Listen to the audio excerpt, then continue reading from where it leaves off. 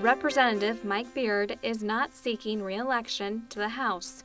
He says he'll miss the relationships he's made during his 6 terms in office, but is looking forward to spending more time with his family. The Shakopee representative worked diligently on transportation and energy issues as a member of the House. Thank you, Representative Beard, for joining us today and talking to us about your departure from the House. As you reflect on your years in the House, what do you see as your most significant accomplishment? I think that probably the most significant thing that we did was the first term I was here, we had to work through some issues with reauthorizing the licensure and the cast storage issue at the nuclear power plants.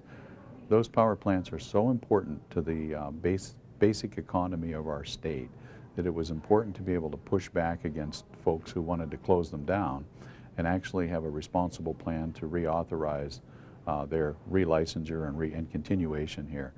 That was right out of the chute and probably crafted my reputation. My reputation as being very much pro-energy and standing for common sense energy policy. You took a leadership role on transportation. Why did you decide to make that your focus?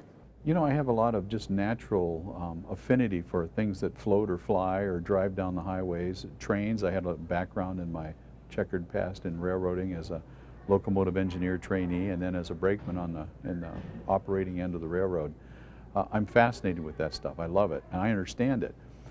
Transportation is a very basic business, a very basic function that people perform to move products to market, makes our economy work.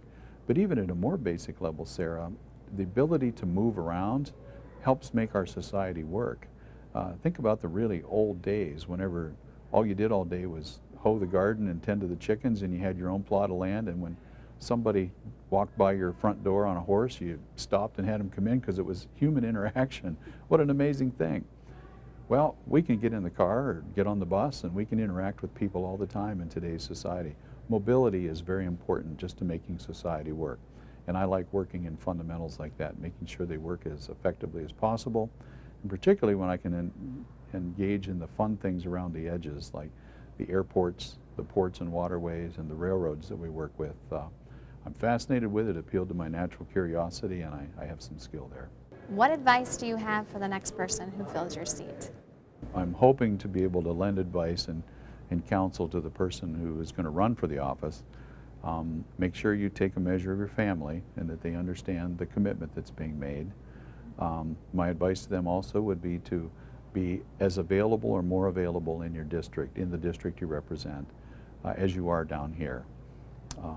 They'll keep you grounded, they'll keep you in touch with what's important to the district and what's important to the community. But wise advice was given to me when I walked into this place by an older gentleman of the party opposite mine, interestingly enough, who said, remember that you're not a district representative, you're a state representative. And as such, although you come from a district, you have to govern the entire state and take the entire state's interest to heart and consider them while you're debating the issues of the day. Is there anything else you'd like to add? It's been a privilege, Sarah, to serve here for 12 years. Like I mentioned to the constituents in the district, whether you voted for me or not, it's been an honor to be your representative. I believe in civility and collegiality. I think you get more done that way than being bombastic and rude. So I hope that my legacy here and what people remember me by is by that genteel attitude and respect I carried for my colleagues and for the legislature itself as a body and for the whole process of governing ourselves. I would encourage the voters not to fear partisan gridlock. That's part of the way the system works. It's supposed to be hard to get stuff through here. The last couple of years it hasn't been quite so much because it's been one-party control, but I think I would just encourage the voters, don't be afraid of splitting the body or having people of opposite views control opposite chambers.